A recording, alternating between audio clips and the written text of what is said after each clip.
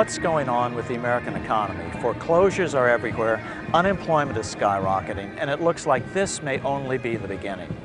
As a result, most Americans fear that our cherished basic freedoms and way of life are under direct attack as our standard of living sinks like a stone. But could it be that all these problems were foreseen 100 years ago by L. Frank Baum, the author of The Wonderful Wizard of Oz? Why is this just coming out?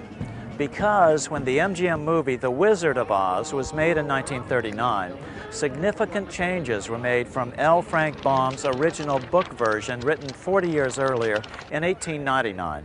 In the book version of The Wizard of Oz, Dorothy's slippers are made of silver, as opposed to in the film version where Dorothy's slippers are made of ruby. You take away the silver slippers on the gold or yellow brick road, and all of the other symbolism tends to be lost. Now let's see what the experts say about our current problem, then look at our history so we can understand what L. Frank Baum was trying to say in his book, The Wonderful Wizard of Oz. Well, it's no secret to any American that we're living in very precarious times. Americans are being robbed blind, and they don't even know who's doing the robbing. I mean, we clearly are, in a bus and we're heading for the edge of a cliff. And there still is probably time to change course. The only problem is the people driving the bus don't realize that there's a cliff there yet. If the problem that's grinding the economy to a halt is too much debt, and if nobody in the government, in either party, is looking at solving the debt problem, then the answer is it's going to go into a depression as far as the eye can see. And so we're going to have a massive, massive recession, or let's call it a depression, while the economy rebalances away from a service sector economy towards a good producing economy, away from a borrow and spend economy to a save and produce economy. That's what we need to do. We can't get from where we are to where we need to be without a severe depression. What can government do? The sad answer is, under our current monetary system, nothing. It's not going to get any better until the root cause of the problem is understood and addressed. There isn't enough stimulus money in the entire world to get us out of this hole. Why? Debt. The national debt is just like our consumer debt. It's the interest that's killing us. You must understand that every penny, every dollar we have in circulation is created as an interest-bearing debt. So what is the national debt? When government spends more than it collects in taxes, it has to borrow the difference by selling interest-bearing IOUs, such as U.S. bonds. When a U.S. bank buys a $100 U.S. bond, it gets to loan out 10 times that amount. So the bank not only gets back the $100 plus interest from the federal government, it gets to loan out another $1,000 it doesn't have and charge additional interest. Banks are allowed to create this extra money out of thin air. So, banks aren't making only 6% interest, for example. They are really making over 1,000% interest. That's why bank buildings are the biggest in every town on the planet. This system of lending way more than you have is called fractional reserve lending. Almost all our money is created by banks, lending it to people, to companies, or to government. As we'll see, there is a better way for a government to get money. Simply issue it without debt for the benefit of all citizens equally. Abraham Lincoln did it, Ben Franklin did it, Jefferson wanted to do it. Honest Americans have fought against this bank-controlled debt money system throughout American history. But unless we change it soon, most of our freedoms will soon be lost in a tidal wave of debt. 75 years ago, an employee of the Atlanta Federal Reserve explained the importance of the debt money system and how it can strangle our economy. Someone has to borrow every dollar we have in circulation. If the banks create ample money, we are prosperous. If not, we starve. When one gets a complete grasp of the picture, the tragic absurdity of our hopeless position is incredible. It is the most important subject intelligent persons can investigate and reflect upon. A government should never go into debt. It doesn't need to go into debt. A government can issue the money it needs. That's absolutely right. Under our current money system, the government has to borrow our money into existence, then pay interest on it. That's why they call it the national debt. All our money is created out of debt. Politicians who focus on reducing the national debt without trying to actually fix the underlying cause probably don't understand what the national debt really is. To reduce the national debt would be to reduce our money, and there's already not enough money for the average person. Why haven't we heard this before? Because most of the media and Congress are beholden to the big banks for loans. Yes, Congress still appropriates money, but where do they get it? Again, what they can't raise from taxes, they borrow from banks. In 2009, Congress will spend over $4 trillion, but they will have to borrow half of it. But on top of that, in 2008-2009, Congress bailed out the biggest banks by giving them nearly $1 trillion. The worst part is, we aren't just giving the money away, we're borrowing it to give it away. If we don't do something about the fact that we are now in a situation where the additional debt we're taking on is actually depressing GDP, we're going to have a major problem here in the very near future. You can't keep doing that forever. Sooner or later, the people that loan us that money are going to say, no, we're not going to loan you anymore. One of the things I think that's difficult to figure out from the political side of this thing, it's clear that they're making a lot of mistakes. And the question in my mind is, are these mistakes? Could people in Washington, the highest officials of the land, really be ignorant about what they're doing? Because I can't look at what the politicians are doing in Washington. I can't look at that and say there's any hope of that working. And these guys have to face election. Now, when the next election rolls around, they're not going to be politically popular figures. There are going to be consequences for the politicians. So what makes them push the wrong buttons? The other day I heard a senator on TV say the trouble with General Motors, they have too much debt. And so the solution is to give them another big loan. Well, you can't borrow yourself out of debt. General Motors can't, you and I can't, the federal government can't. Nobody can borrow themselves out of debt. No more than, like I said before, you cannot drink yourself sober. And that's what we're all trying to do. So it don't make any difference what kind of stimulus. And Obama, he had the right idea. We're going to build lots of new roads, but he's going to borrow the money. Well, how we can't even pay the debt now. I mean, we can't even pay the interest on it. Nobody's even talking about the debt problem as such. They're talking about the fact that, gee, the bankers aren't making enough money to live in the way that they're accustomed to. Until politicians begin to understand where the root of the problem lies, we're never going to fix this. But the good news is that the solution isn't new or radical. America used to do it long before L. Frank Baum wrote about it. Throughout American history, politicians have fought with big bankers over it. But this aspect of our history has now been erased from history books. I think we need to reconsider and rethink, perhaps, the very foundations of our economic and monetary system. The government, a government agency of some kind, should take charge of the money supply.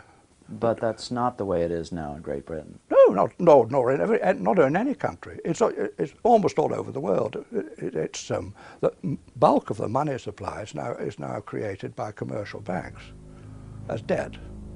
If we were starting for people that were just at the start of the constitution of a society, and someone suggested, well, look, the best way of creating the money and putting it in is to combine it with the function of providing a competitive profit-making market for borrowing and lending, it would be regarded as idiotic. You want a new cause to embrace? You want to do something good for humanity? How about one simple reform that will fix most of the bad things in this world, like hunger, poverty, disease, and misery? This is the ultimate civil rights struggle, humankind's escape from serfdom. As President Obama put it, due to the ongoing recession, the number of chronically hungry people will climb to over 1 billion worldwide. But this is completely unnecessary. Yes, we could eliminate world hunger in a few years, but how? The solution is the secret that's been hidden from us for over 100 years, ever since the time when author L. Frank Baum wrote The Wonderful Wizard of Oz. But before we show you what these symbols were, we've got to understand some history. Otherwise, the Wizard of Oz connection just won't make sense to you. So let's take a journey down the yellow brick road through monetary history. Our first stop will be Rome.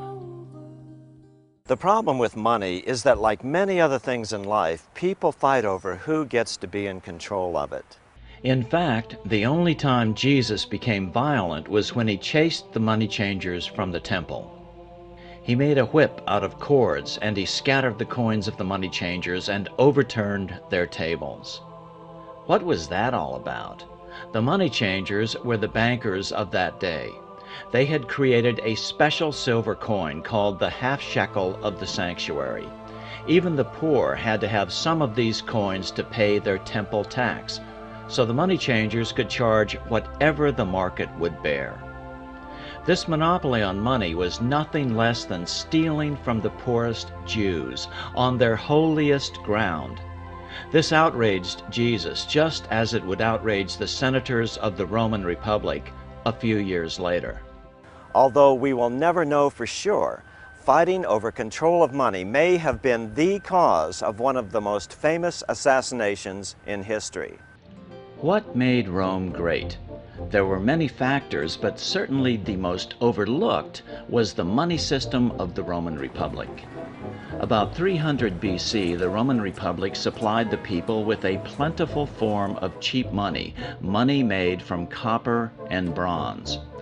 Then they spent this cheap money into the economy. It was a revolutionary idea.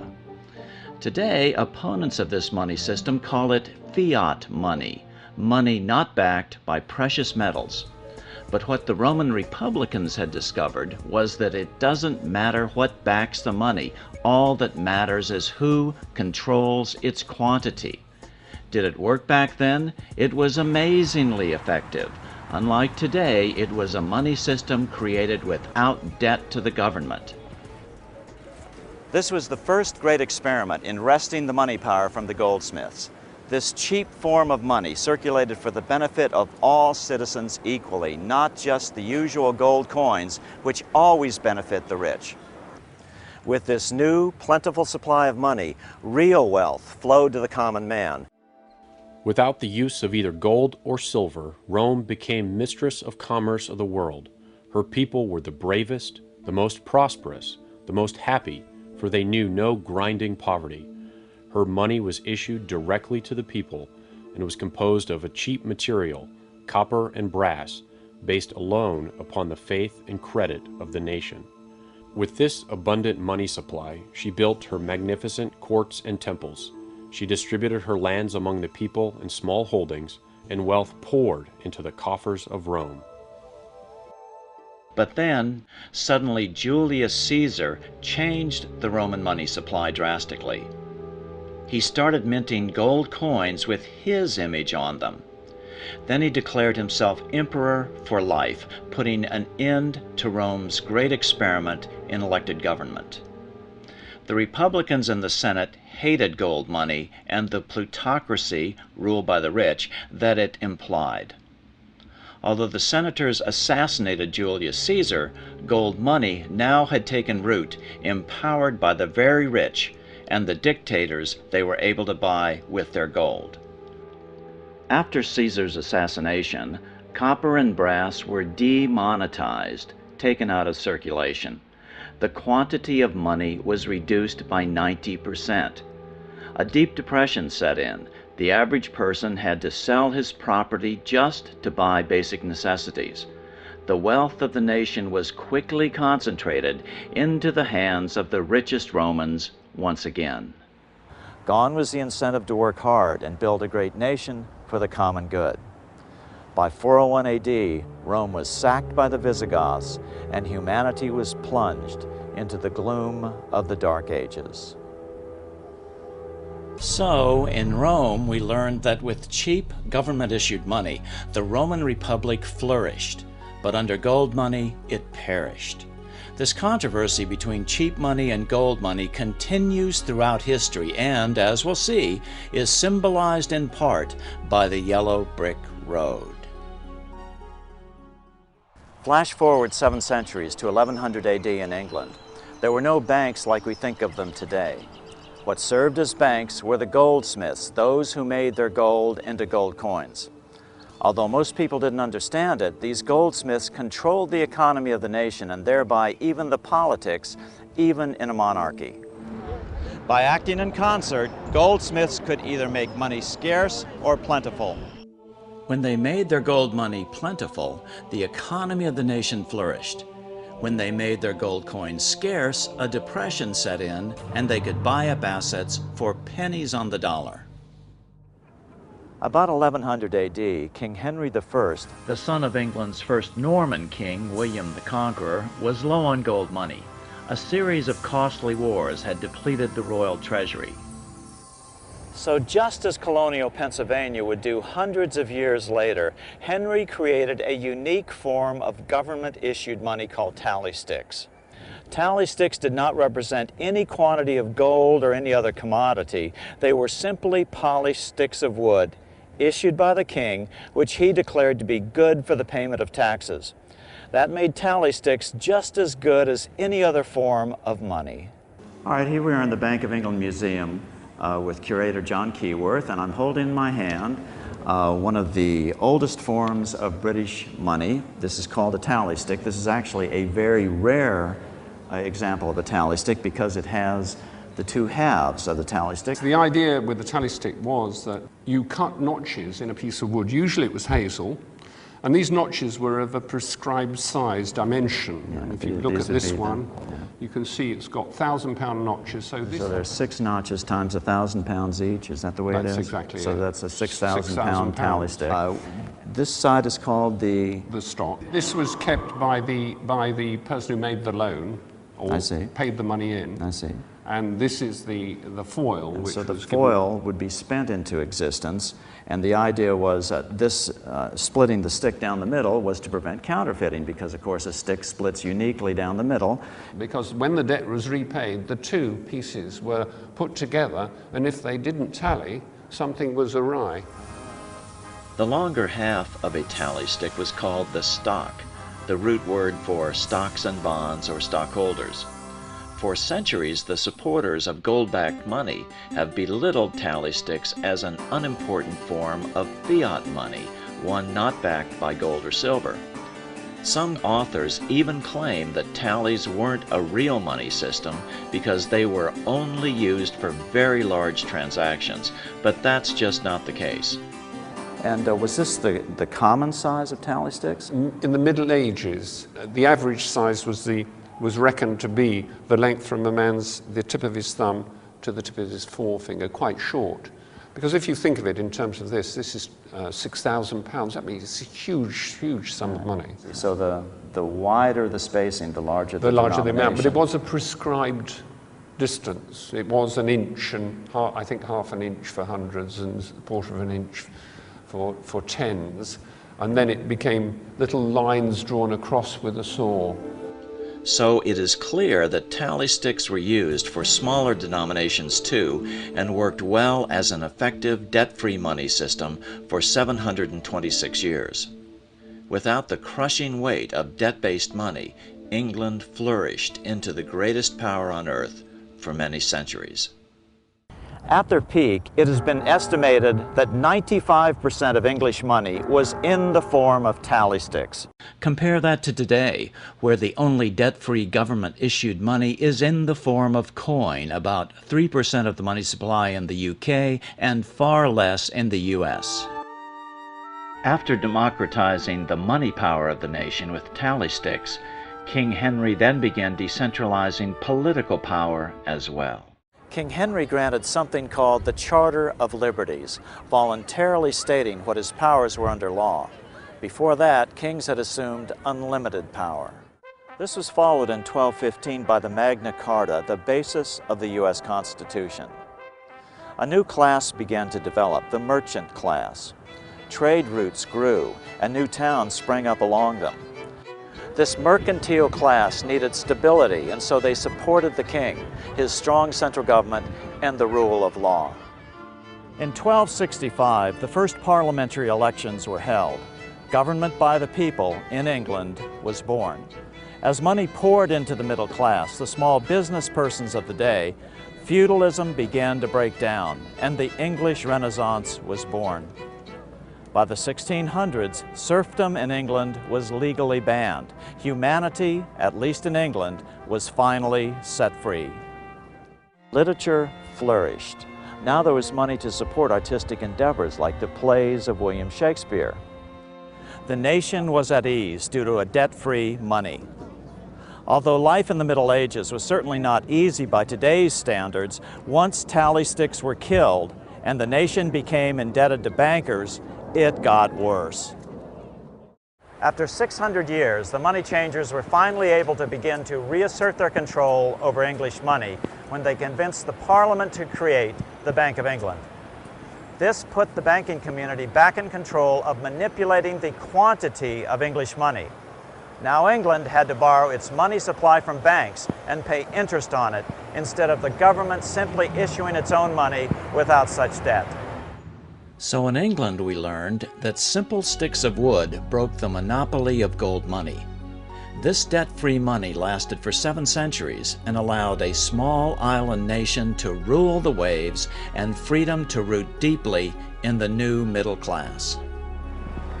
With the goldsmiths back in control, England was now financing its wars with this bank loan money. Just 75 years later, England's war debts consumed 75% of its budget. 3/4 of British taxes were spent just on paying the interest on its war bonds.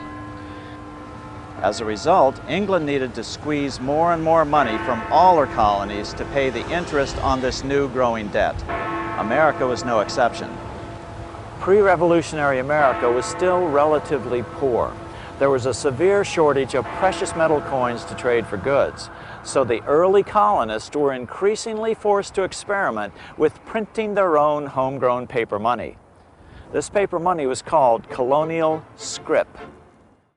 Colonial scrip was a dangerous concept for bankers.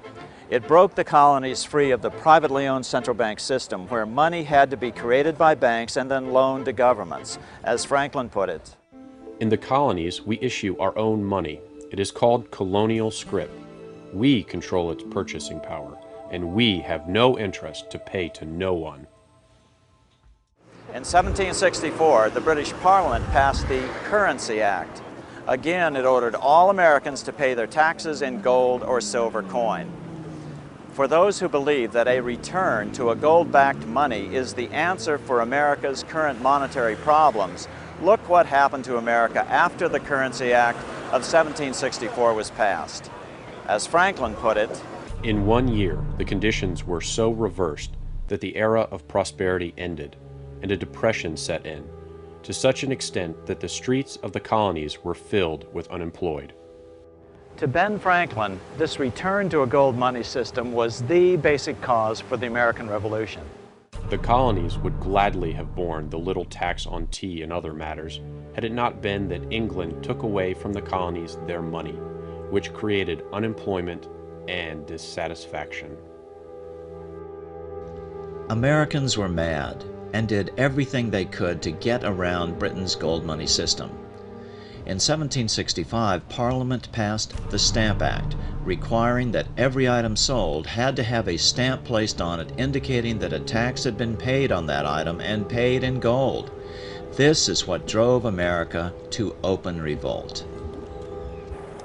Do you understand what that means? Without gold, you could literally buy or sell nothing. Why? Because the British had successfully forced the colonies to pay for everything using only a precious commodity, gold. This is the very definition of the word plutocracy, rule by the rich. These people that deal with gold and silver only have never spent 1 minute of actually trying to figure out how it worked in history, how it would work in real life, and the only way they can support their gold theories is they just treat it as religion and said, we don't have to understand it, we just know that that's God's money and it'll work, and that's not true. By the outbreak of the Revolution in April 1775, the colonies started printing a new form of paper money to finance the war. It was called continental currency because, unlike colonial scrip, it was the first issued by the new central government. Continentals worked great at first, but then the British started counterfeiting it massively, sending it to America literally by the bale. By the end of the war, the currency was virtually worthless. As George Washington lamented, a wagon load of money will scarcely purchase a wagon load of provisions. Earlier, colonial scrip had worked because just enough was issued to facilitate trade and counterfeiting was minimal. In other words, the quantity was controlled by the government that issued it. Gold bugs today try to claim that because paper money didn't work during the Revolutionary War, it shouldn't be used today. But keep in mind, it doesn't matter what backs your money. All that matters is who controls its quantity. Will it be your elected officials, or will it be some unelectable banker?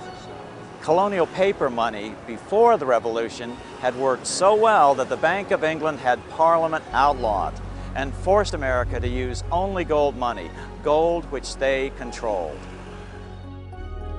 In our next stop on the Yellow Brick Road, which represents the banker's gold money system, we find how the curse of the privately owned central bank first came to America. In 1781, towards the end of the war, the Continental Congress met here in Philadelphia. They pondered what to do about their grave financial situation. The money was so worthless that people papered their walls with it. Congress finally agreed to give a group of bankers a monopoly on creating U.S. money by loaning it to the government. It was the first privately owned central bank. The plan, of course, was modeled on the Bank of England. The new bank would be called the Bank of North America. It would be the first of a string of controversial, privately owned central banks, which Congress would charter, then in the face of public outrage, uncharter over the years. 4 years later, in 1785, the value of the new currency had plummeted. Inflation was rampant. Prices had risen by 72%. So, after a stiff battle, Congress killed this, the first privately owned central bank in America.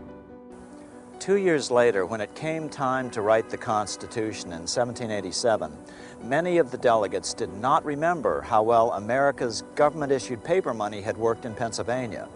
They were still stung by the inflation of the Bank of North America and the hyperinflation during the Revolution, primarily caused by British counterfeiting. Strangely, the Constitution allows the federal government to borrow money, but is silent on the federal role in printing paper money, known in the language of the day as emitting bills of credit. This defect in the Constitution is at the root of all our economic problems today. 2 years after the U.S. Constitution was signed, debt-free money was tried in Sweden in 1789, but with tragic results.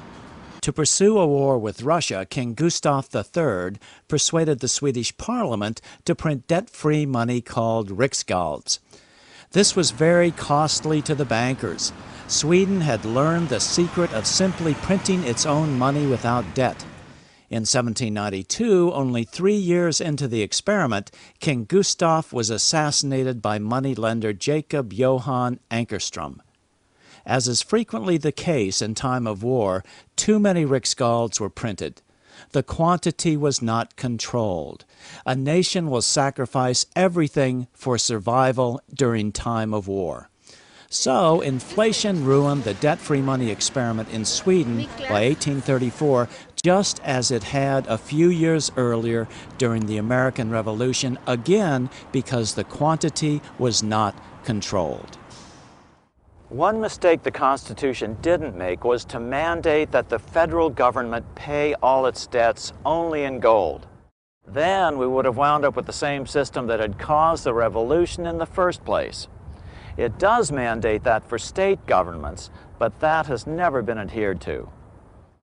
All the Constitution had to do was to mandate that only Congress could issue the nation's money, debt-free, just like most people think happens today.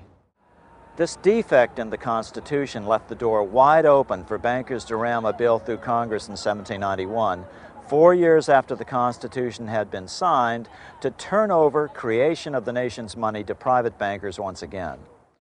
Like all the privately owned central banks that would follow, the new bank was given a name that would deceive people into thinking it was part of the U.S. government, but it was not. It was called the First Bank of the United States. This is actually the original building here in Philadelphia. After a contentious debate, Congress finally granted the new bank a 20-year charter, a private monopoly. Again, the nation's money would be created out of thin air by the new bank and loaned to the government and to private individuals, all at interest, just as our money supply is created today. So, if there was $100 million worth of money in the economy, there would be $100 million worth of national debt. Debt the citizens and their children would have to pay interest on by taxation. And so it is today. The national debt is roughly the same as the national money supply. As Secretary of State, Jefferson watched the borrowing with sadness and frustration, unable to stop it. I wish it were possible to obtain a single amendment to our Constitution, taking from the federal government the power of borrowing. Although Jefferson served 2 terms as president from 1801 to 1809, nothing was done until the bank's charter came up for renewal in 1811. The press openly attacked the bank, calling it a great swindle. Some writers have claimed that the head of the Bank of England warned that the United States would find itself involved in a most disastrous war if the bank's charter were not renewed. After another contentious debate, the bank's renewal bill was defeated by a single vote in Congress. Within 5 months, the War of 1812 was on. In 1813, Jefferson wrote to his son-in-law, John Epps, Although we have so foolishly allowed the power of issuing our own debt-free money to be filched from us by private individuals, I think we may recover it. The state should be asked to transfer the right of issuing paper money to Congress in perpetuity. Jefferson had it exactly right.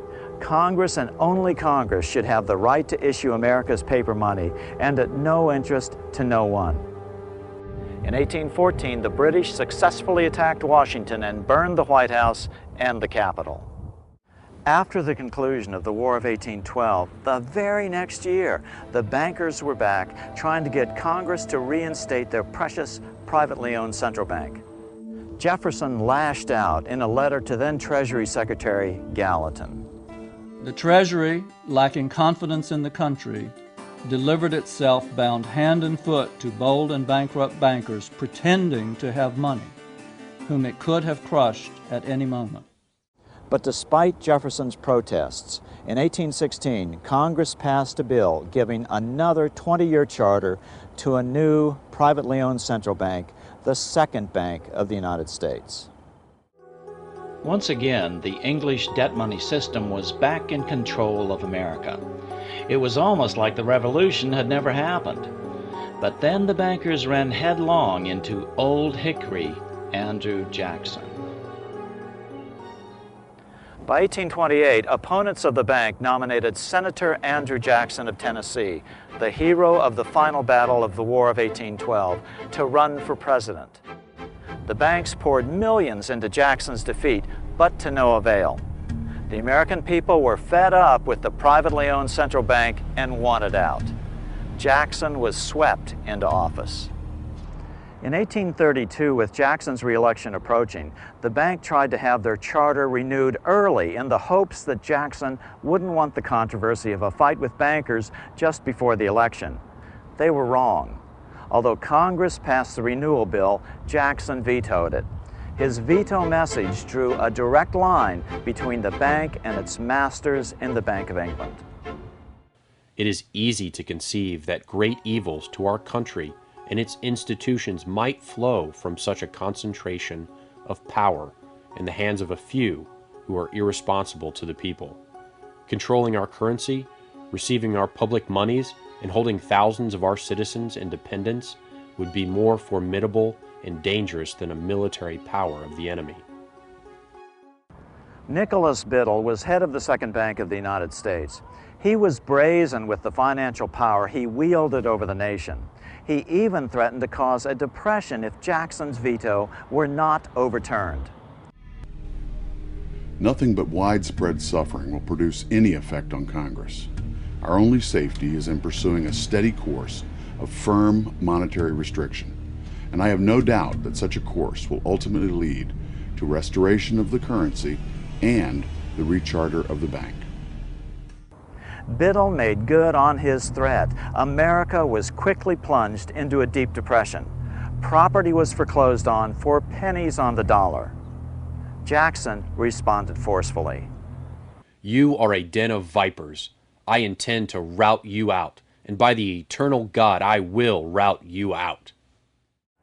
Eventually, the nation's newspapers sided with Jackson and the bank was not rechartered.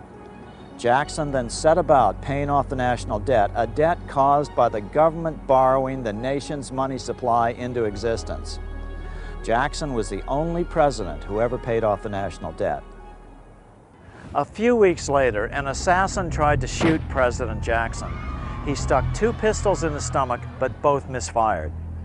Jackson solemnly warned the nation about any future attempts to establish another privately owned central bank. The bold effort the present bank had made to control the government, the distress it had wantonly produced are but premonitions of the fate that awaits the American people should they be deluded into a perpetuation of this institution or the establishment of another like it.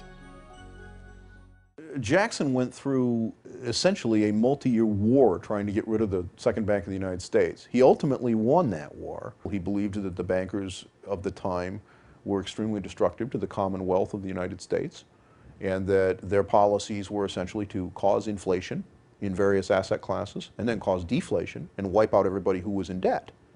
It's a pattern that is repeated throughout history. After the Revolutionary War, Great Britain sent some of their bankers over here to try to bribe Congress to get us onto a single metallic standard for the same purpose, because they controlled the gold supply. And if you control the quantity of the money, nobody else cares about anything else. You can cause depressions, deflation, inflation anytime you'd like, for your own political and monetary benefit. And that if you can give people cheap credit that they cannot afford, human nature is that people will take whatever you give them for free, okay? Whether it ultimately destroys them or not. And so you can create these boom and bust cycles that ultimately asset strip the wealth of average people. Jackson got us out of debt, but 25 years later, Abraham Lincoln would do even more, return to government-issued, debt-free money. He called them greenbacks, the inspiration for the Emerald City of Oz. The bankers were still angry about Jackson killing the Second Bank of the United States 25 years earlier. Since then, America's economy had boomed, a bad example for the rest of the world. America had to be stopped, so they devised a plan to split the rich new nation, divide and conquer by war. As Chancellor of Germany, Otto von Bismarck put it in 1876, I know of absolute certainty that the division of the United States into 2 federations of equal force was decided long before the Civil War by the high financial powers of Europe. These bankers were afraid that the United States, if they remained as one bloc and were to develop as one nation, would attain economic and financial independence, which would upset the domination of Europe over the world. President Jackson saw this coming as well. In his farewell address back on March 4th, 1837, he warned the nation. Have designs already been formed to sever the Union? This great and glorious republic would soon be broken into a multitude of petty states, without commerce, without credit, loaded with taxes to pay armies, trampled upon by the nations of Europe. The bankers figured that no matter what the outcome, a war between North and South would leave America so financially strapped that the entire Western Hemisphere would once again be opened to colonization. Standing directly in the way was the newly elected President Abraham Lincoln. Lincoln evaded assassins in Baltimore in February of 1861 on his way to his inauguration in Washington on March 4th. The very next month, the first shots were fired at Fort Sumter, South Carolina, after 7 southern states seceded from the Union. Soon thereafter, France invaded Mexico and stationed troops along the southern border of the U.S. Great Britain moved 11,000 troops into Canada and positioned them along America's northern border. The two longtime European enemies were ready to fight over the scraps that their central bankers were about to make of the American experiment in freedom. Lincoln was in a classic double bind. No matter what he did, he was being forced into a war by the hidden hands behind the financial curtain. He agonized over the fate of the Union, sensing it was only through the strength of union that the financial powerhouses of Europe could be held at bay. In 1861, Lincoln went to New York to apply for the necessary war loans from what he hoped were patriotic American bankers. But the bankers saw him coming and knew that the plan was to split the country in two. And so there was a high probability that Lincoln's government would default on any loans. Consequently, they demanded an interest rate of as much as 36%. Lincoln returned to Washington depressed. Then Lincoln came up with the most brilliant idea of his presidency. He decided to return to America's colonial monetary roots, have the government issue their own money. So that is exactly what Lincoln did. From 1862 to 1865, he printed $450 million of the new bills, which he called U.S. notes. To distinguish them from debt-based money, he had them printed in green ink on the back with a red seal on the front. That's why the notes were called greenbacks. Since Congress had declared greenbacks to be legal tender for all debts, Lincoln was able to pay his troops and buy their supplies with this new money, all created at no interest to the federal government. As MIT professor Dr. Davis Rich Dewey would write 40 years later in his Financial History of the United States, the underlying idea in the greenback philosophy is that the issue of currency is a function of the government, a sovereign right which ought not to be delegated to corporations. On April 14, 1865, 41 days after his second inauguration and 5 days after the end of the Civil War, Lincoln was shot by John Wilkes Booth at Ford's Theater. The Chancellor of Germany, Otto von Bismarck, lamented the death of Abraham Lincoln. The death of Lincoln was a disaster for the world. There was no man great enough to wear his boots.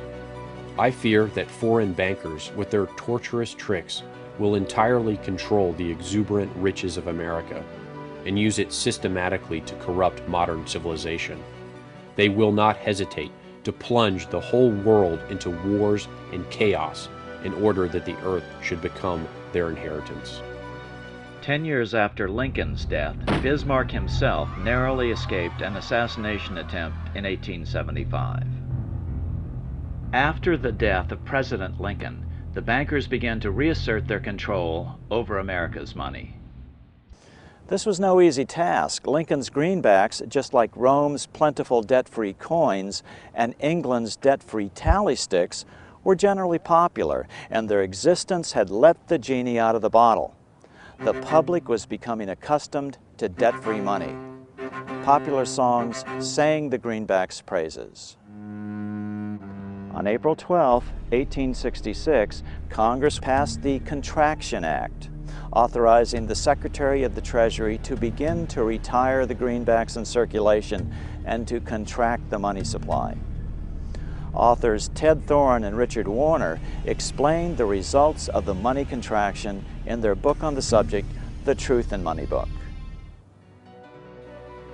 The hard times which occurred after the Civil War could have been avoided if the greenback legislation had continued as President Lincoln had intended.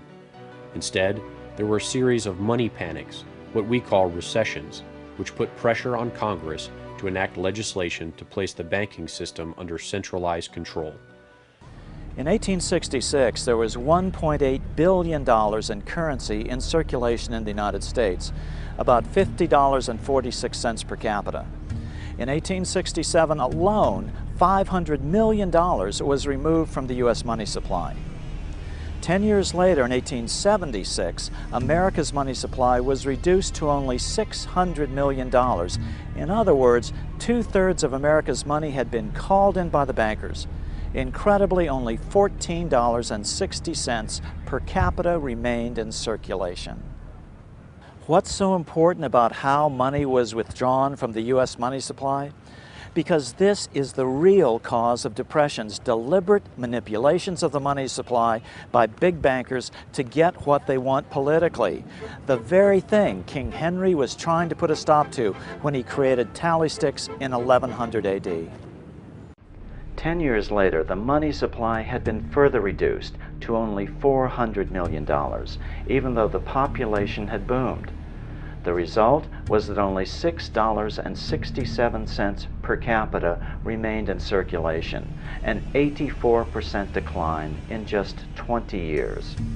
The people suffered terribly in a protracted, severe depression. Now let's put these percentage figures into perspective. On January 28, 2009, the world's business and government leaders met in Davos, Switzerland at the annual World Economic Forum, which they optimistically titled "Shaping the Post-Crisis World," as though someone had already fixed the problem. According to Reuters, the world's largest news service, the world's money supply had nearly been cut in half in the previous 15 months. 40% of the world's wealth was destroyed in the last 5 quarters. It is an almost incomprehensible number. And how does that compare to the Great Depression of the 1930s? Nobel Prize-winning economist Milton Friedman put it this way in his 1996 interview with National Public Radio. The Federal Reserve definitely caused the Great Depression by contracting the amount of currency in circulation by 1/3 from 1929 to 1933. In other words, by January of 2009, the world's money supply had been contracted more than that which caused the Great Depression in America in the 1930s. Some believe the economic crisis that began in 2008 is still being completely manipulated by the big banks. But it is more likely that their debt money system has finally spiraled out of even their control. In 2008 and 2009, nations poured unprecedented money into the system to prevent its collapse. At the very least, unprecedented inflation will surely follow. After Lincoln's death, the big bankers began returning America to the yellow brick road of financial serfdom. But first, they had to get rid of the silver slippers. But the bankers were not done bringing post-Civil War America to its knees. They wanted to take all silver money out of the system and make only gold be money. In 1872, a British banker named Ernest Said was given £100,000, about $5 million in today's money, by the Bank of England and sent to America to bribe the necessary congressmen to get silver demonetized to further reduce the money supply. The Bank of England wanted America's money in their control, and what better way to achieve that than mandating a gold-only money system? The next year, Congress passed the Coinage Act of 1873, and the minting of silver dollars abruptly stopped. Newspapers derided the act as the crime of '73. Everybody knew about it. The average American hated it. Demonetizing silver made money even more scarce. It put the bankers, who were the primary holders of gold, in even greater control of America. It's been a puzzle to a lot of economic historians, this obsession with keeping the amount of currency so strictly limited. It didn't seem to comport with the expanding economy of the time. You have this rapidly expanding economy. You have immigration that in part's fueling it. You have westward expansion. You have new industries, new technologies, and yet you have a restricted money supply, which makes it increasingly difficult for people to engage in consumption and purchases and other types of economic activity.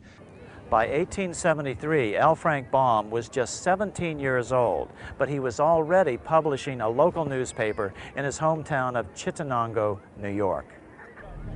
By 1877, the nation was in an uproar over the hated crime of '73. Riots broke out from Pittsburgh to Chicago. The torches of starving vandals lit up the sky. The bankers huddled to decide on their next move. They decided to hang tough. At the 1877 meeting of the American Bankers Association, the ABA, they urged their membership to do everything in their power to put down the notion of a return to greenbacks. The ABA Secretary, James Buell, authored a letter to the members that blatantly called on the banks to subvert not only Congress, but the press.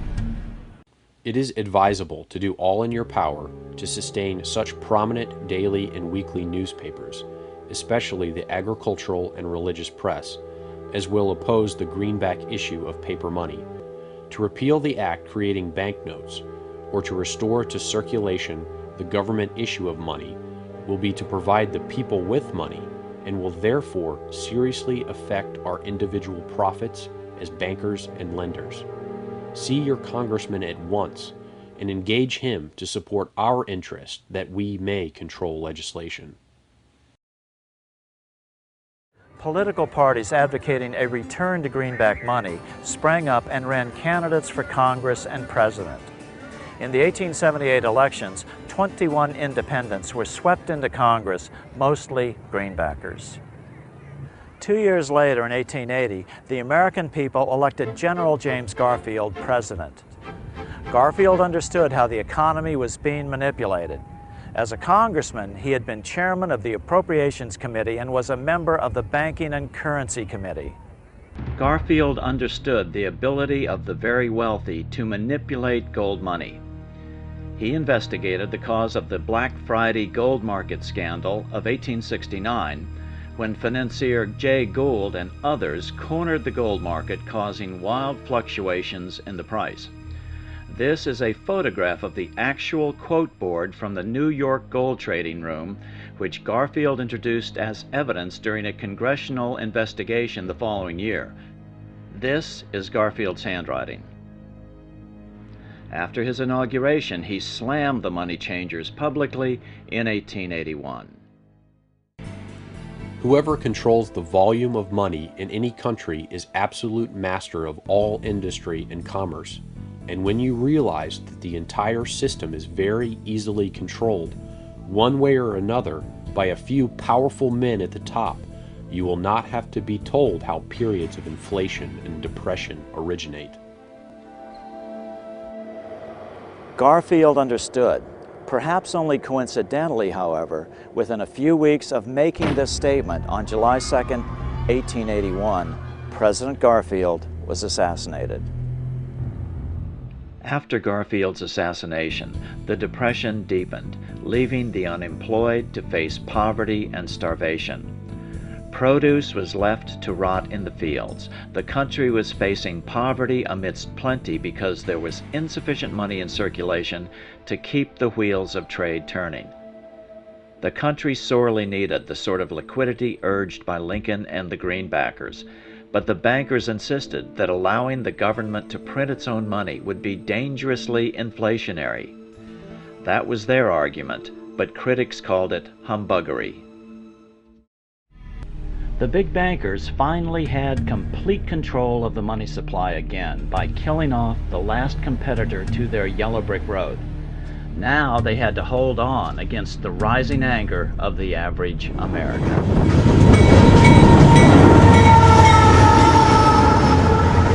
In 1888, L. Frank Baum moved his family to Aberdeen, Dakota Territory to open a general store. Baum sympathized with the local farmers hard hit by the combination of scarce money and a severe drought. Unfortunately, he got so deeply in debt that the bank foreclosed on the store. In 1890, Baum, at age 34, started a local newspaper. It was an election year and politics was a hot topic in the Midwest. The The 1890 congressional elections were a landslide for the Democratic Party. Only 300 miles south of Aberdeen, South Dakota, in Omaha, Nebraska, one of the newly elected congressmen was William Jennings Bryan, the man who would become known as the Lion of the Free Silver movement. A few years later, L. Frank Baum would closely follow the meteoric career of Bryan and even create the character of the Cowardly Lion to symbolize his political career. The year 1890 saw no economic relief in Dakota Territory, so Baum's newspaper folded at the end of the year. In 1891, Baum moved his family to Chicago, where he took a job at the Chicago Evening Post. Meanwhile, back on the national front, the bankers were ready to unleash additional monetary restrictions. Their methods and motives were laid out with shocking clarity in a memo sent out by the American Bankers Association, the ABA, in 1891. Notice that this memo called for bankers to create a depression on a certain date 3 years in the future. Here's how it read in part. Note the telling reference to England, home of the mother bank. On September 1st, 1894, we will not renew our loans under any consideration. On September 1st, we will demand our money. We will foreclose and become mortgagees in possession. We can take 2/3 of the farms west of the Mississippi and thousands of them east of the Mississippi as well at our own price. Then the farmers will become tenants as in England. The next year, a leaflet known as the Panic Circular was issued by the American Bankers Association and was subsequently published in many newspapers. It urged all national banks throughout the United States to help deepen the money panic. Silver, silver certificates, and treasury bonds, that is to say all the government's money, must be retired, and interest-bearing national banknotes made the only money. You will at once retire 1/3 of your circulation, your paper money, and call in 1/2 of your loans. Be careful to make a monetary emergency among your patrons, especially among influential businessmen. The future of our debt-based money system depends upon immediate action, as there is an increasing sentiment in favor of government legal tender notes and silver coinage. The Depression actually began in 1893 with what historians now call the Panic of 1893. It all started when European investors demanded payment only in gold, draining gold reserves in the U.S. Again, America was being forced by the Europeans onto a gold-only money system. The results were as inevitable as before.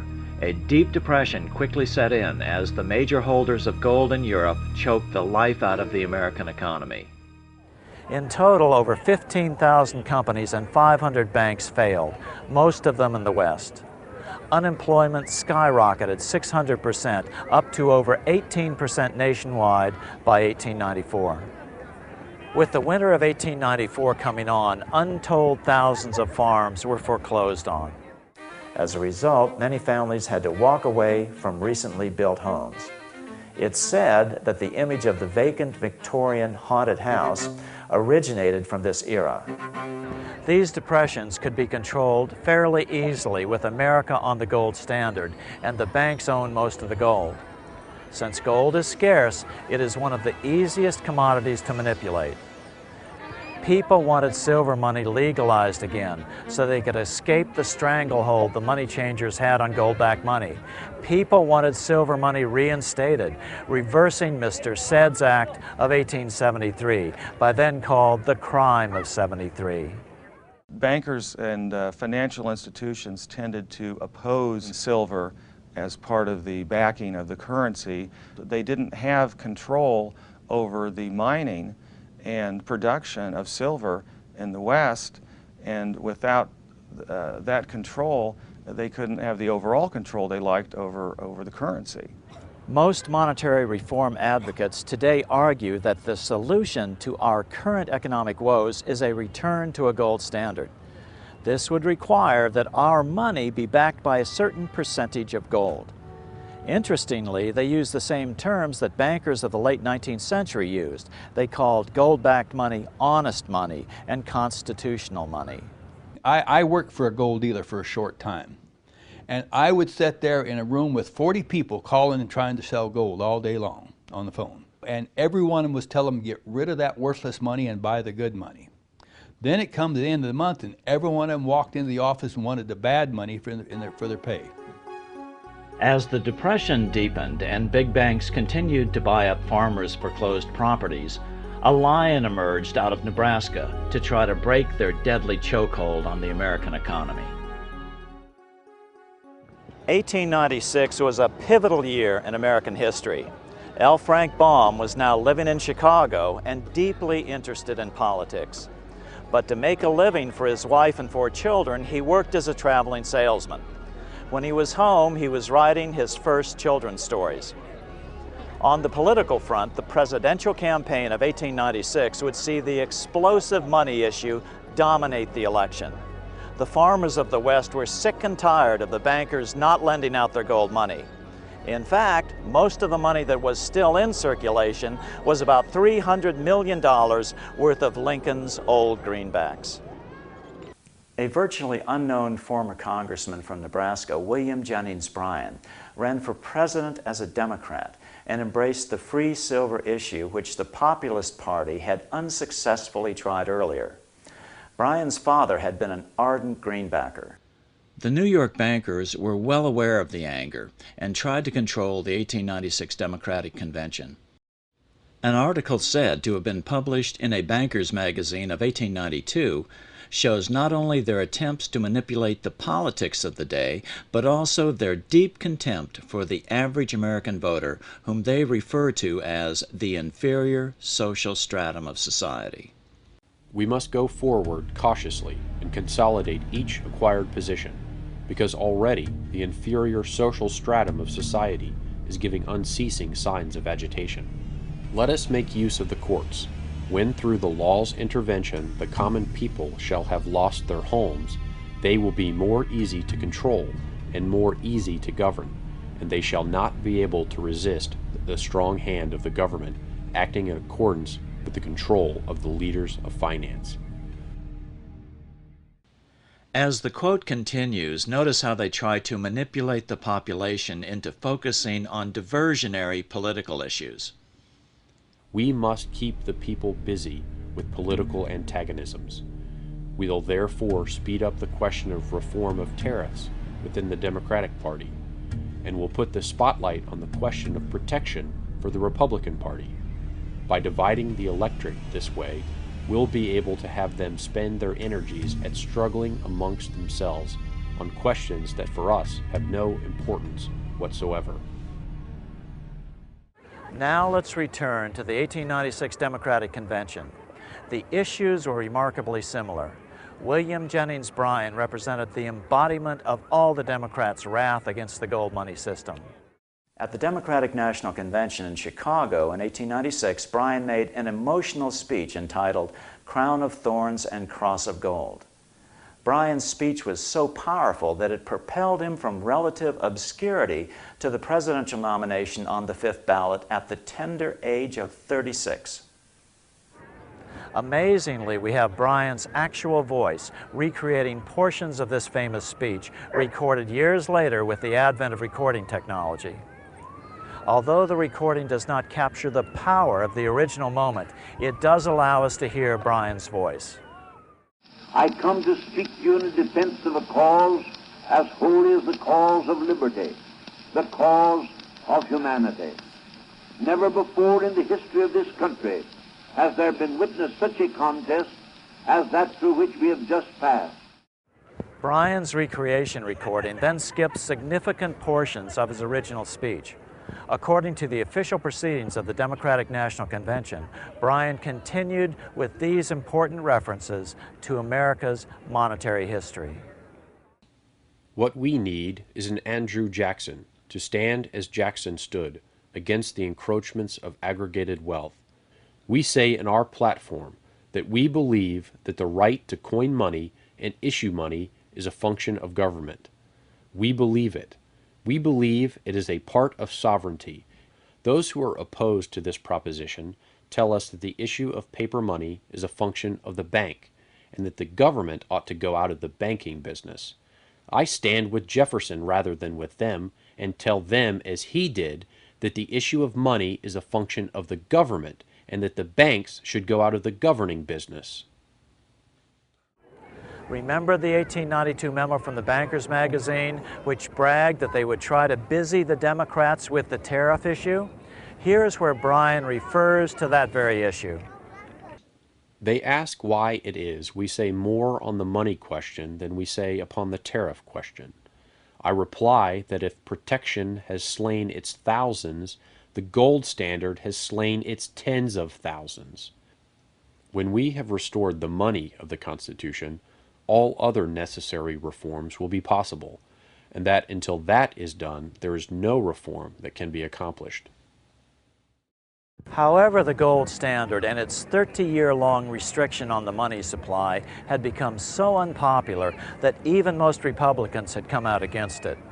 Now, Bryan's recording picks back up. They will search the pages of history in vain to find a single instance where the common people of any land have ever declared themselves in favor of the gold standard. They can find where the holders of fixed investments have declared for a gold standard, but not where the masses have. If they dare to come out in the open field and defend the gold standard as a good thing, we will fight them to the uttermost. We will answer their demand for a gold standard by saying to them, you shall not press down upon the brow of labor this crown of thorns. You shall not crucify mankind upon a cross of gold. The bankers were scared. The average American farmer was mad about the lack of a plentiful money supply. Now it looked like they had finally gained sufficient political force to win the highest office in the land and disrupt all the bankers' plans. As a result, the 1896 campaign was among the most fiercely contested presidential races in American history. Though Bryan was only 36 years old at the time, this speech is widely regarded as the most famous oration ever made before a political convention. The McKinley campaign outspent Bryan by a 5-to-1 margin. Bryan's strategy was to take his political campaign on the road. Bryan invented the National Stumping Tour. He made over 500 speeches in 27 states during the 4-month campaign, an average of 4 a day, many of them lasting over 2 hours. Across the nation, tens of thousands of Americans rallied around Bryan's appearances with torchlight parades. L. Frank Baum's own son wrote that Baum marched in more than one torchlight parade for Bryan. The battle became so heated that thousands of miles away in Alaska, the highest mountain in North America, Mount McKinley, was even named for Bryan's opponent, Republican William McKinley. It seems that the first gold miner on the mountain, a man named William Dickey, named the mountain in honor of the gold money candidate in retaliation because his many silver mining friends so zealously supported William Jennings Bryan. McKinley got manufacturers and industrialists to inform their employees that if Bryan were elected, all factories and plants would close and there would be no work. The ruse succeeded. McKinley beat Bryan by a small margin. Bryan ran for president again in 1900 and in 1908, but fell short each time. But the threat his presence presented to the national bankers afforded the Republican alternatives, Roosevelt and Taft, a measure of independence from the bankers. Roosevelt mildly opposed their monopolies, and Taft was unenthusiastic about their proposed central bank legislation that would finally be passed in 1913 as the Federal Reserve Act. The bankers therefore shifted their support to Democrat Woodrow Wilson in 1912. Although William Jennings Bryan never gained the presidency, his efforts delayed the money changers for 20 years from attaining their next goal, a new, privately owned central bank for America, the Federal Reserve. Bryan's defeat in 1896 was a great victory for big bankers. their yellow brick road had effectively controlled the politics of the nation by squeezing the life out of the money system. Now, with the history of money explained, let's take a look at L. Frank Baum, the author of The Wonderful Wizard of Oz. So who was L. Frank Baum? Lyman Frank Baum was born to wealthy parents right here in this house in Chittenango, New York in 1856. This is the house where L. Frank was born. His family lived in this area and had a barrel factory here across the road from the house. It's over here. Yes. His father made his fortune in the oil fields of Pennsylvania. In 1880, at age 24, his father built him a theater in Richburg, New York, and Baum set about writing and acting in plays. Baum's theatrical career met with little success, so in 1888 he and his wife Maud moved to Aberdeen, Dakota Territory, where he opened a store known as Baum's Bazaar. These were tough times in the Midwest. Baum was in the habit of giving credit to his former clients, and this eventually bankrupted his store. Baum turned to editing a local newspaper, the Aberdeen Saturday Pioneer. Baum, however, was not the owner of this Republican newspaper. Jobs were scarce, and Baum was forced to write for his Republican audience despite his family's liberal to populist political leanings. By 1891, times had grown so tough in Dakota Territory that even Baum's newspaper failed. So he moved Maud and their 4 sons to Chicago, where he took a job reporting for the Evening Post. Like most writers, he had to work multiple jobs to feed his growing family. In 1897, Baum wrote and published Mother Goose in Prose, illustrated by Maxfield Parrish. In 1900, Baum and Denslow published The Wonderful Wizard of Oz. The book was the best-selling children's book for 2 years after its initial publication. Baum and Denslow teamed up to produce a musical stage version of the book that was also a huge financial success. Early film versions were produced in 1910 and 1925, but the MGM classic movie starring Judy Garland as Dorothy was produced in 1939. This version included many changes that largely obscured the monetary reform symbology. Dorothy's silver slippers were changed to ruby slippers to take advantage of the new Technicolor process.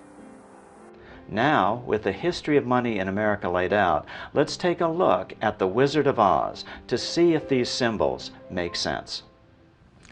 Well, the principal and most powerful symbolic reference is, of course, the yellow brick road and the silver slippers. In the book version of The Wizard of Oz, Dorothy's slippers are made of silver, as opposed to in the film version where Dorothy's slippers are made of ruby. You take away the silver slippers on the gold or yellow brick road, and all of the other symbolism tends to be lost. The original populist solution was government-issued money called greenbacks. But the greenbacker movement had failed, so the populists had switched to expanding the money supply with government-issued silver coins. The underlying dispute, however, was not what money was made of, but who should issue it, private bankers or the people themselves through their representative government. The first person Dorothy meets along the way is the Scarecrow, representing the supposedly ignorant Western farmer. Although he thinks he doesn't have a brain, the Scarecrow proves to be very clever at figuring things out on the trek to Washington. And this was Baum's way, perhaps, of saying that the farmer, in fact, did understand the basics of economics, and that an expansion of currency was, in fact, a legitimate way of improving the condition not only of the farmer, but of the economy as a whole. Next, Dorothy and the Scarecrow meet with the Tin Woodman, Baum's symbol for the factory worker. And what he needed was some oil or liquidity. He needed the liquidity of more money in the system. As Professor Hugh Rockoff of Rutgers University put it in his 1990 article in the Journal of Political Economy, the Tin Woodman had joined the ranks of those unemployed in the Depression of the 1890s, a victim of the unwillingness of the Eastern gold bugs to countenance an increase in the stock of money through the addition of silver. And then there was the Lion, who represented William Jennings Bryan. Bryan was actually called the Lion of the Silver Movement. He was the leader. Bryan was considered a coward because after his loss in 1896, he backed away from the free silver movement. According to Professor Rockoff, the last character to join the group is the Cowardly Lion. This is Bryan himself. The sequence is not accidental. Baum is following history in suggesting that the movement was started first by the Western farmers, was joined by the working man, and then, once it was well underway, was joined by Bryan. The Roaring Lion is a good choice for one of the greatest American orators. So off go the four unlikely companions, headed for Oz along the dangerous yellow brick road in hopes that a powerful wizard will grant their requests. Some experts view this as symbolic of the very first march on Washington, that of Coxey's army in 1894, to try to break the Depression. Jacob Coxey was a successful businessman who led a march from the Midwest to Washington, D.C. to seek redress for the economic plight of millions at the time who were suffering during the crisis of the Depression of 1893. He marched with a so-called industrial army. These were just unemployed men. So this trek is often seen as inspiration behind Dorothy and her group's trek to the Emerald City to seek redress from the Oz, or the President of the United States. Coxey was hoping to meet with President Cleveland. However, he was arrested for trespassing, jailed, and his movement was dispersed. Coxey was a greenbacker, and his idea was simple. The federal government should build public works and pay for them by printing money. At the time, the idea seemed to be the wildest kind of extremism, but given unemployment of 18.4%, few modern economists would be prepared to dismiss such a proposal out of hand.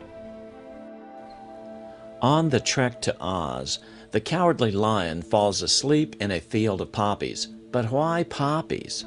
The poppies were representative of the Opium Wars that Bryan was opposed to. Poppies are a source of opium, and falling asleep in the field of poppies symbolizes the populist fear that Bryan would fall asleep in the midst of these new issues. The lion was rescued from this field where he was sleeping by a bunch of little field mice who, it said in the book, alone, of course, they wouldn't have been able to move this giant lion, but when they all got together, they were able to move him together. So this was like an excellent image of the populist movement, how a lot of people who had no power in themselves or alone, if they knew the direction in which they wanted to go, could move mountains, could actually have a major impact. There's a great deal of symbolism in the book that was lost in the movie, that there's just so much of it that there's no way that it couldn't have been reflective of this monetary reform movement. And some of it is just very pointed, like it couldn't mean anything else. For instance, there's one passage when they get to Oz and she's shown to her room in the palace, she goes through 7 passages and up 3 flights of stairs. Well, it just means nothing unless it means the crime of 73, which to all populists meant that statute which had revoked the ability of the people to bring their own silver to the mint. It is not surprising that the layout of the Emerald Palace should reflect the numbers 7 and 3. The crime of 73 was a crucial event in populist monetary history. The 2 wicked witches were the East and the West. The 2 banking powers at that time were Rockefeller and Morgan. And J.P. Morgan headed the Wall Street bankers in New York and ultimately got his funding from Europe. The Wicked Witch of the West could represent the Rockefeller interest. Based in Cleveland, based in the Midwest, Rockefeller was dominant in the West and Morgan was dominant in the East. So when Dorothy first lands in her house and kills the witch, she gets the slippers, which are the power of the witch. They're no use to you. Give them back to me. Give them back. Keep tight inside of them. Their magic must be very powerful, or she wouldn't want them so badly. So the power of the witch is the power to create money. Dorothy doesn't realize that she now has that power on her own feet, the power to create money. Dorothy and her troop are then told that they must go kill the Wicked Witch of the West. Bring me the broomstick of the Witch of the West. But if we do that, we'll have to kill her to get it. She hurls near-biblical plagues at the group, wolves and crows and black bees, all of which they defeat. Finally, she is forced to use her golden cap, another symbol of the gold standard, to call the winged monkeys which capture the group. Dorothy eventually kills the witch by pouring a bucket of water on her, suggesting the liquidity that silver money would add to the economy, breaking the stranglehold of the bankers' gold money system. With additional liquidity, the economic fortunes of those people can be improved. People wanted government-issued money, silver in this case. The banks had forced America onto a gold money standard. Then they could cause a depression anytime they wanted to, merely by reducing the supply of gold money. When they return victorious to the wizard, Dorothy is asked to sew the wizard's getaway balloon out of green cloth. Then the wizard accidentally leaves without her. Fortunately, Dorothy is able to seek out Glinda, the Good Witch of the North. Oh, will you help me? Can you help me? Dorothy is then told that the power to solve her problems has been with her all along. She only needs to click the heels of her silver shoes together 3 times. Like Dorothy, America itself had the power to solve its problems simply by expanding the money supply, government-issued silver money. When Dorothy finally gets back to Auntie Em and Uncle Henry in Kansas, she finds that the silver shoes have fallen off her feet, just as the silver issue was vanishing in the late 1890s. And Baum was right. The silver cause would become a distant memory once the United States became firmly committed to the gold standard with the passage of the Gold Standard Act in 1900. The same year, The Wonderful Wizard of Oz was published. L. Frank Baum never admitted embedding the symbols of monetary reform in The Wizard of Oz. Consequently, some fans vehemently deny that there is any connection. However, the period immediately after the book's release may offer some helpful clues regarding his motives. References to current affairs appear in a number of Baum's later works. In 1901, Baum worked on a comic opera entitled The Octopus or the Title Trust. This was while he was still trying to break away from writing any additional Oz books. However, the public pressure became too great as The Wizard of Oz continued to grow in popularity. Eventually, Baum appeared to lose all interest in politics as he became wealthy from having written what would become the most popular children's story in history.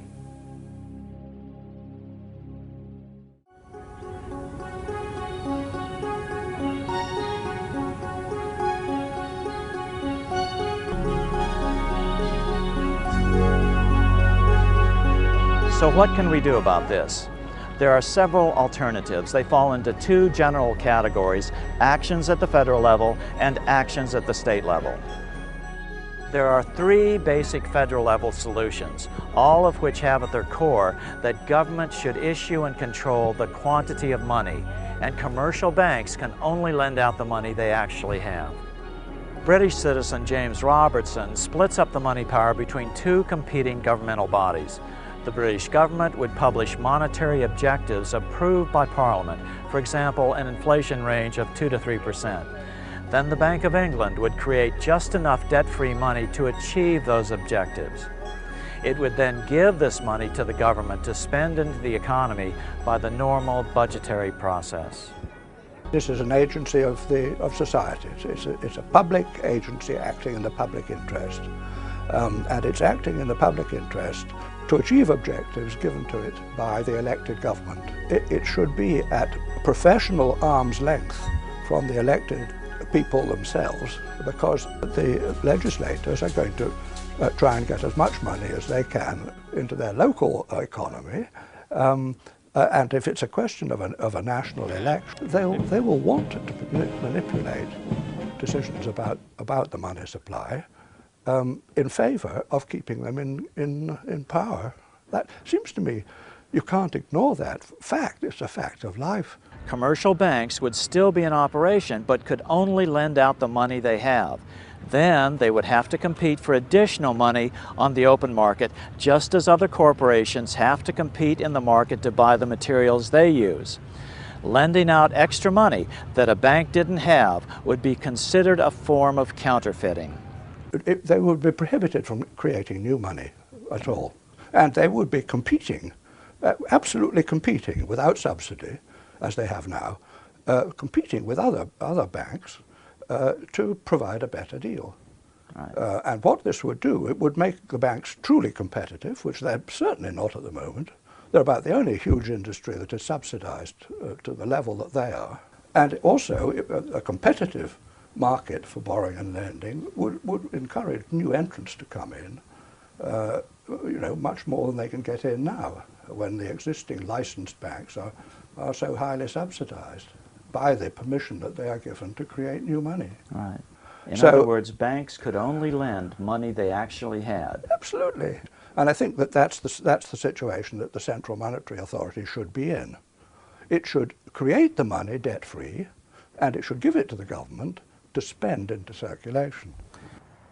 In Ellen Brown's solution, the government would create all the money debt-free. The solution to all this is to return to the government-issued money of the American colonists, and particularly the colony of Pennsylvania, which had its own bank and issued government credit. Congress feels that they have to bail out the banking system, and the real reason is that we think that we're dependent on this banking system for our credit, but we're not. Like Dorothy and all the characters in The Wizard of Oz, we have the power to create our own money and our own credit. The government's mentality in general seems to be, we'll do what we have to do and we'll worry about paying for it later. But what you could do is pay for it now. In other words, you don't have to pay for it later. You don't have to pay for it with debt. You can just pay for it with money. In the Money Master's solution, the government creates all the money in the form of debt-free U.S. notes or their electronic equivalents, and then spends that money into existence through the normal budgetary process. Existing money is of course replaced one for one with the new debt-free money. The national debt is paid off with this new money as well, but to prevent inflation, reserve requirements are gradually raised on the commercial banks, requiring them to maintain 100% reserves. In other words, banks could then only loan out money they actually have. I think that the solution is what I call $1 of capital, which is simply that you have to have $1 of capital against every unsecured asset you lend against. So if you're going to loan against credit card, you have to have $1 capital for every dollar that's outstanding in balance. If you're going to write loans against houses or against cars, you can write all the loans you want against the value of that asset, whatever that is. And as long as you do that, there's never a banking safety and soundness issue. Solutions at the state level will be easier to achieve initially before reform at the federal level is politically possible. An interesting fact is you don't have to have a federal charter to create a bank. States can charter banks as well. All it takes is a bill passed by the state legislature. Many states already allow state-chartered banks. The state then deposits all their funds into their new bank and can then utilize the fractional reserve principle to their advantage by making loans to themselves for roads, bridges, etc. at no interest. When the loans are repaid, the money is extinguished from the system. The beauty of this system is you create wealth without creating a permanent increase in the money supply and the consequent inflation. During the Civil War, Virginia authorized counties to issue their own debt-free money. Since there was no gold, there would have been no money in circulation to maintain commerce. These surviving bills are tissue paper thin. Minnesota monetary reform expert Byron Dale has proposed legislation for Minnesota to charter a state bank which would be empowered to give the state government all the money necessary to provide infrastructure funding such as road building and repair without debt or interest. My concept of money reform is just a little bit different, but it's only based upon the fact that For me personally, it's easier to work on my state legislators than it is my federal legislators. And of course, the solution to our problem is clearly money put into circulation without debt. Now, it really doesn't make any difference how you do it. It's just as long as the money comes into circulation without a debt to anybody and as a payment. The very concept of the bill is to simply have the banks create the money and spend it into circulation to build the infrastructure for the state.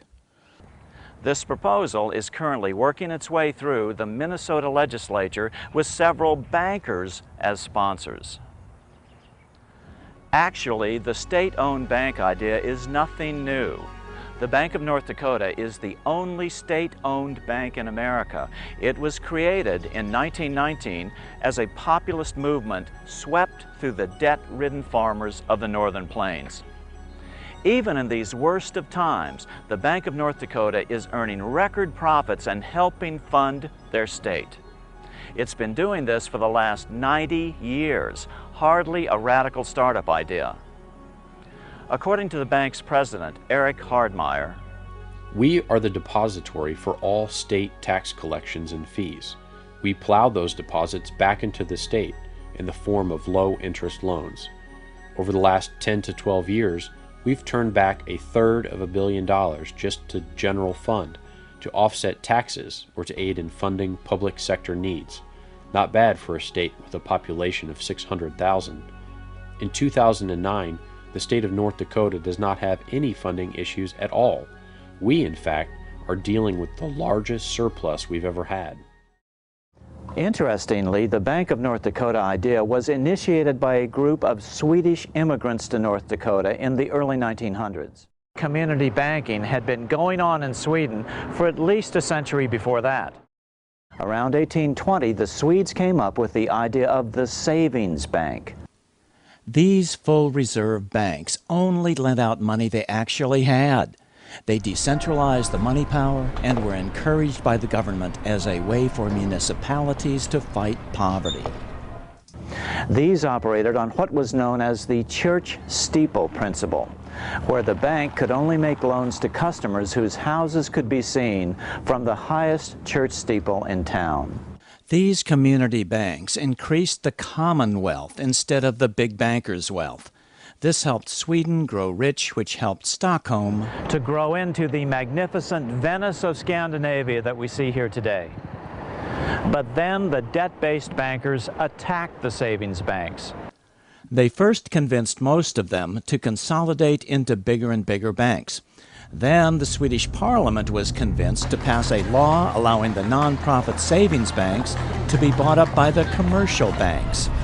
After a series of mergers, these banks are now called Swedbank. They were under a severe attack during the 80s, but many of the saving banks still remain in the country. And they are very effective, and especially because they decentralize the power and give it back into the hands of the citizens. They empower the local communities. And in times of crisis, they have proven to be more profitable than the big banks. Now there are only about 50 savings banks left. A small remnant of a great idea for publicly owned banking that shows that communities or even nations can operate debt-free. Iceland's tiny economy and sparse resources were also nurtured by a series of public interest savings banks. Despite a population of a little over 300,000 people and a gross domestic product of around only $12 billion, Iceland is one of the most civilized nations on earth. But then the government privatized the savings banks, similar to the Swedish savings banks 20 years earlier. But in Iceland's case, even the Landsbanken, which essentially was the Bank of Iceland, was privatized as well. For the first few years, things looked good. The economy doubled. But under the surface, the private bankers were creating a huge financial bubble. They opened a new offshore internet bank called IceSave, targeting depositors in the UK and Holland by offering attractive interest rates for new depositors. Hundreds of thousands of new accounts were opened. Entire towns and police department pension funds put their money into IceSave, as did charities such as cancer relief funds. Using fractional reserve lending, IceSave fanned that into billions for questionable new loans. IceSave started investing in European ventures, especially in Russia. Many now believe that IceSave actually became a money laundering operation for the Russian mafia, all the while trading on the good reputation for solid banking Iceland had built up over the previous decades. However, when bank was privatized, it still used the good reputation of Iceland to grow huge and do, lots of criminal activities. And the owner, Björgólfur Thor, he became one of the rich boys in the world really quickly, one of the billionaires. I've seen documents linking him to the Russian mafia and his father.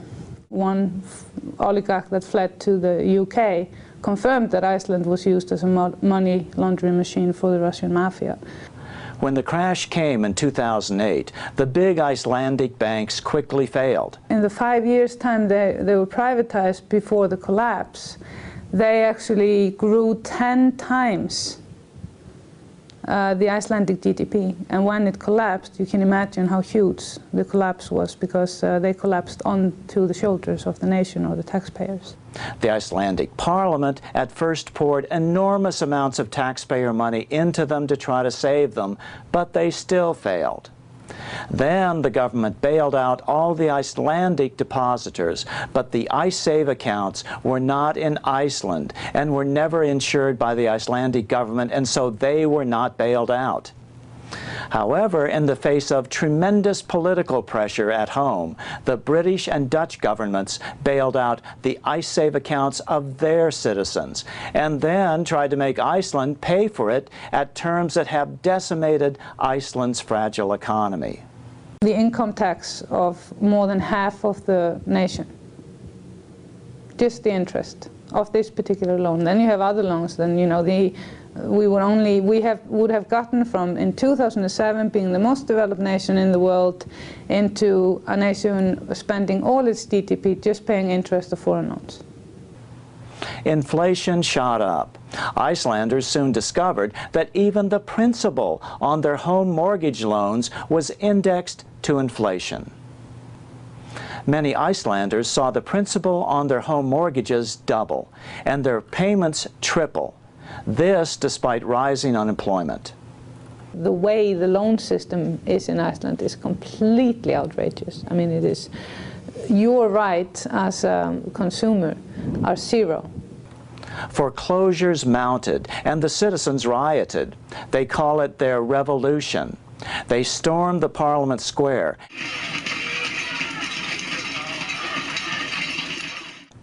The president was forced to call for a referendum. 93% of the people voted not to bail out the bankers. The Brits aren't exactly as shining lights here about how to handle international relations. It's one of the worst conducted, most absurd things I've seen in a long time, really. I mean, it's obvious that the Icelandics cannot afford to pay this money back. What we've just seen is a first anti-bailout tax vote here. Now the ruling party is trying to convince Iceland to join the European Union to be eligible for loans to save its economy. The people, however, seem unconvinced that more and more debt is the solution. Iceland now seems determined to take back their money power and not take on more national debt. What I want to implement here is a healthy banking system where you don't have fractional reserve, you don't have high interest, the bank should not serve as mafia outlets. It should be something that is important for the communities. Over 70% of Iceland now opposes joining the EU, and some are now supporting proposals for cities to start up savings banks based on the Bank of North Dakota model to provide local credit and stop the rising wave of housing foreclosures. We're not part of EU yet. They are trying to put us in it with 70% of Icelanders don't want to join the EU, but the Social Democrats are in power, and that is their sole mission, to get Iceland into the EU. Iceland is proud of its democratic heritage. Iceland is the home of the oldest parliament in Europe, having met annually for over 1,000 years. For the first 800 years, the Icelandic parliament met at this site, where the North American tectonic plate meets the European plate. Called Þingvellir, Icelanders consider this a holy site where elected government was born. Today, Iceland is the new battleground as it attempts to become the first nation in modern times to escape the serfdom of the debt money system. If Iceland escapes, the rest of the world will be watching. If you end up paying this money, entering into the EU to try to find salvation that way, it will only get worse. What has happened in Iceland is going to happen on a worldwide scale. In our lifetime, there won't be enough money to cover all the debts. Why are governments pumping money into private banks? Why are they not letting them roll? I mean, just like any other. And then the excuse is, oh, they're too big to fail. Let them fail, please. So what this all boils down to is whether America, still the freest nation in history, will once again break free of the privately owned central bank as it has 6 times in the past. Our money is not issued by the government, even though they make it look like it is. It doesn't have to be this way. This system has got to go. Some will say, well, those crooks in Congress will create too much money once they get the money power. But Congress now creates all the money at once. It just creates it as debt, which never gets paid back, and which we, the people, have to continually pay interest on.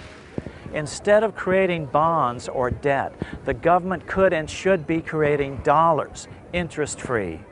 Even though the federal government is out there borrowing and spending $3 trillion, 10% of GDP, 9.4, something like that, over the last 2 years. Even though they've done that, the total amount of debt outstanding in the system since the beginning of 2008 has actually contracted, including the federal government. And that comes directly off the Federal Reserve Zone Z1. Okay?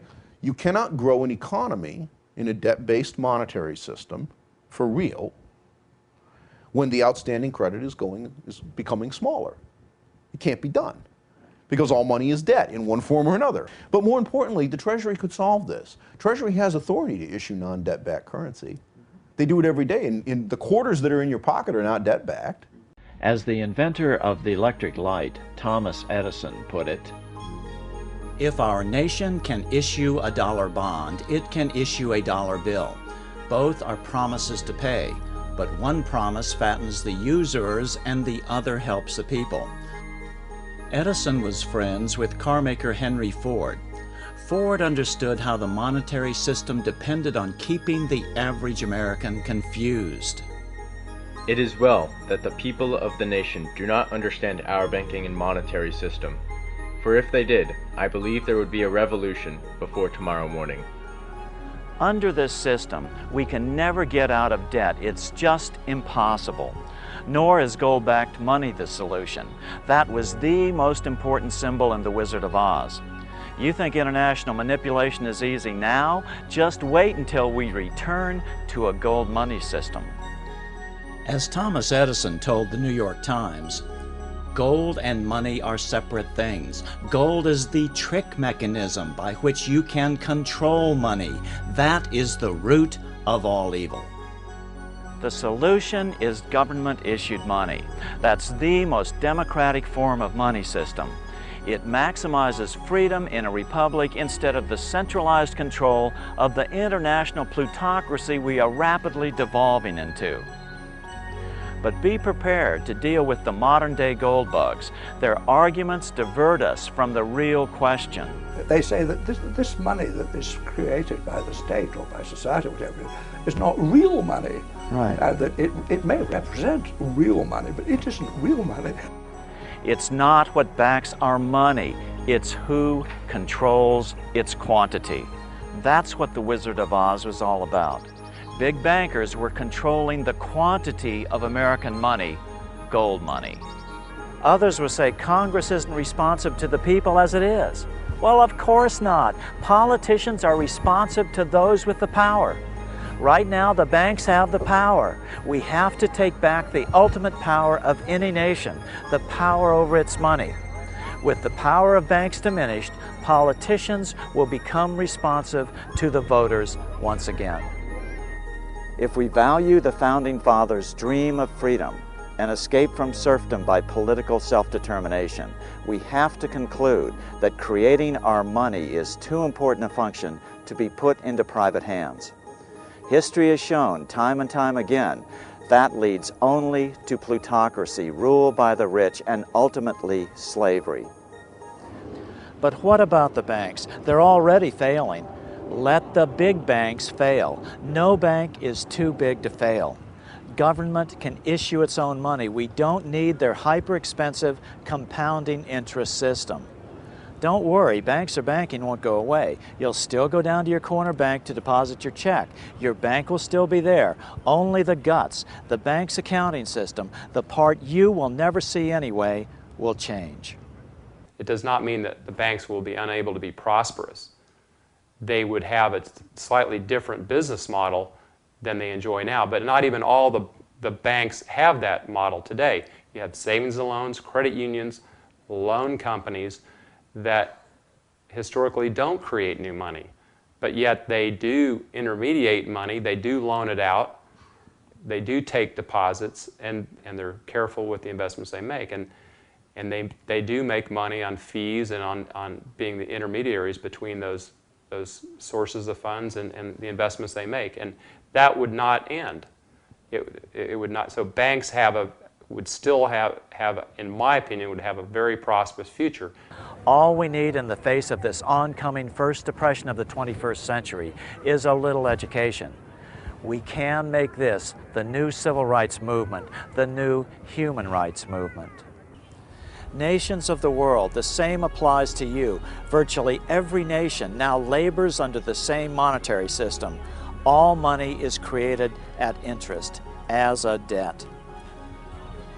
Once again, we're falling for the bankers' threats of economic collapse, just like when Andrew Jackson tried to kill the Second Bank of the United States. It's nothing but pure extortion, world extortion. Let them fail. Remember, all this money we're giving them is at interest. Money we are borrowing to give to the banks. Then these very same banks have the audacity to loan this money back to us at more interest. This system has got to go. I think it'll be a big change. I think it will be actually an essential change, looking to, let's say, the next 100 years or so, in the survival of our species. Absolutely. To get this thing straight. That's the secret that can set humanity free. Our children won't be saddled with any more national debt. That's right, no more national debt. That term will cease to exist. And don't fall for the argument that those rascals in Congress will spend too much money if they get the power to create money. Look at what they're doing now. They aren't spending it, they're just borrowing it, then giving it away. It can't get any worse. The questions raised by the study of the symbolism embedded in the wonderful Wizard of Oz are even more important when you understand that this is not just an American problem, it's totally international. This privately owned money system is worldwide and is literally the primary cause of most of the world's hunger, poverty, misery, and disease. After William Jennings Bryan's loss in 1896, their cause started weakening. Their ship started to sink. In 1900, L. Frank Baum's wonderful Wizard of Oz was like a desperate flare fired into the night of history, hoping that someone across the centuries would notice, would pay attention to the greatest issue of their era and ultimately ours, humankind's escape from the debt money system. Let's follow the example of Abraham Lincoln when he issued greenbacks in 1862 to save the nation from permanent division.